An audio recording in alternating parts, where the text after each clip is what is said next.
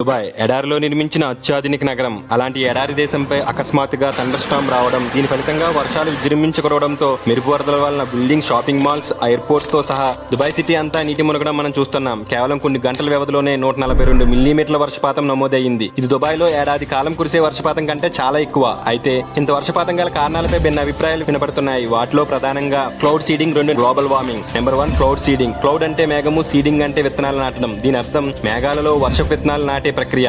యుఏఈలో భూగర్భ జలాలు తరిగిపోవడంతో 2002లో cloud seeding పద్ధతి ప్రారంభించింది. మేఘాలపై పొటాషియం క్లోరైడ్ వంటి రసాయనాలు విమానాల ద్వారా స్ప్రే చేసి కృత్రిమ వర్షాలు కురిపించే ప్రక్రియ. ఈ విపత్తుకు ముందు 7 సార్లు క్లౌడ్ సీడింగ్ మిషన్ నిర్వహించాయని, ఈ భారీ వర్షాలకు కొంతవరకు ఈ పద్ధతి కారణం అయ్యి ఉండవచ్చని వాతావరణ నిపుణుడు అహ్మద్ అబీబ్ తెలిపారు. Number 2 global warming. ఈ భారీ వర్షాలకు ప్రధాన కారణం గ్లోబల్ వార్మింగ్ అని, మానవుడు పర్యావరణానికి నాశనం చేయడం ద్వారా భూతాపం పెరిగి భూ వాతావరణంలోని మార్పుల వలన ఈ అకాల భారీ వర్షాల కారణమని ఫెడరిక్ ఓటో తెలిపారు.